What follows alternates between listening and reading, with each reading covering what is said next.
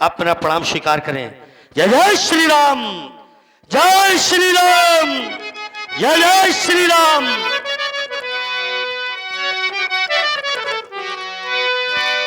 वीरों के भी शिरोमणि हनुमान जब चले, बलवान जब चले। वीरों के भी शिरोमणि हनुमान जब चले, बलवान जय जब श्री चले। राम।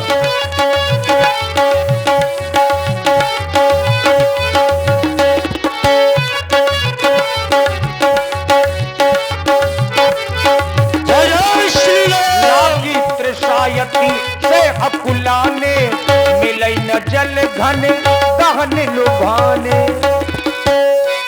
बड़ी जोर से प्यास लगी सभी बानरों को। तात हनुमान जी बहुत दूर निकल आए। अब ये सभी वानर और भालू प्यासे हैं, जल की व्यवस्था करो और नहीं तो वास्तव में यह प्राण निकलने वाले हैं। सत्य कहते हो भैया, मैं भी यही विचार कर रहा था। चलते चलते सभी श्रमित हो गए हैं और सभी के कंठ सूख रहे हैं। देखो ना, यहाँ से कुछ दूर पर पक्षी कलरव कर रहे हैं। अवश्य वहां कोई जलाशय होगा, क्योंकि पक्षियों का निवास सदैव जलाशय के ही समीप हुआ करता है। सत्य है। आओ चलकर देखते हैं। चले।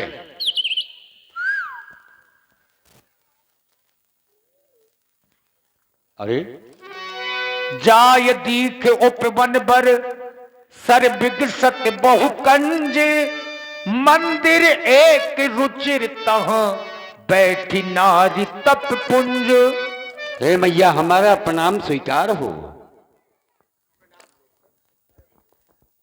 जानना चाहती हूँ आज हमारे आश्रम में बानर भालू कैसे आ गए? ये तो हम बाद में बताएंगे। हमें बड़ी जोर से प्यास लगी हुई है, हमें कोई जलाशय बताएं। आश्रम के समीप ही सुंदर सरोवर है, जल पियो। अनेक प्रकार के फल फूल भी लगे हैं, खाकर के क्षुधा शांत करो। जैसी आज्ञा। चलें। मज्जन कीन है मधुर फल खाए, तासु निकट पुनि सब चली आए। ओ,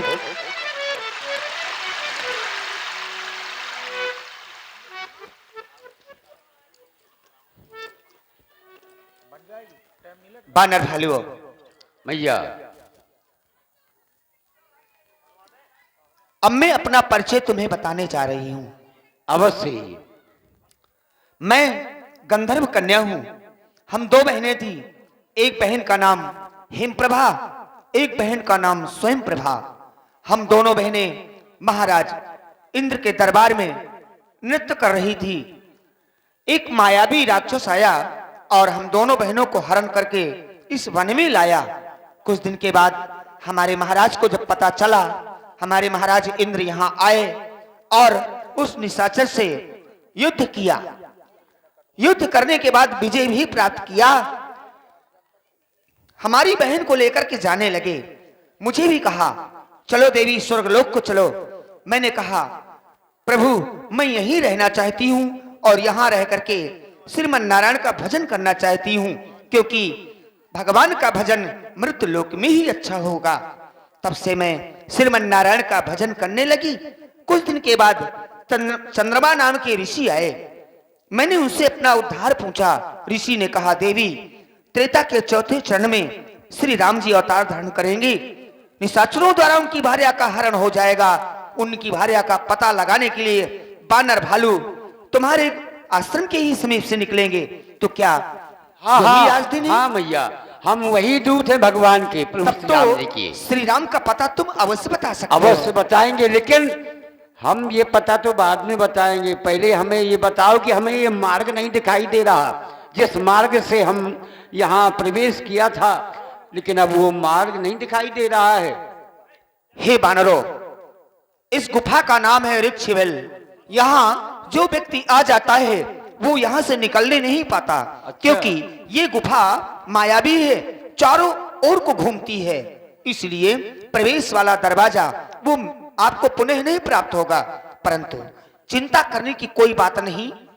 आप अपने नेत्र बंद करके यहाँ बैठ जाइए। मैं अपनी योग शक्ति द्वारा तुम्हें समुद्र किनारे भेज रही हूँ। ठीक है मैया, तो इस समय भगवान प्रदर्शन गिरी पर है, तो आप जाएं दर्शन करें और हमें गुफा से बाहर करें। अवश्य।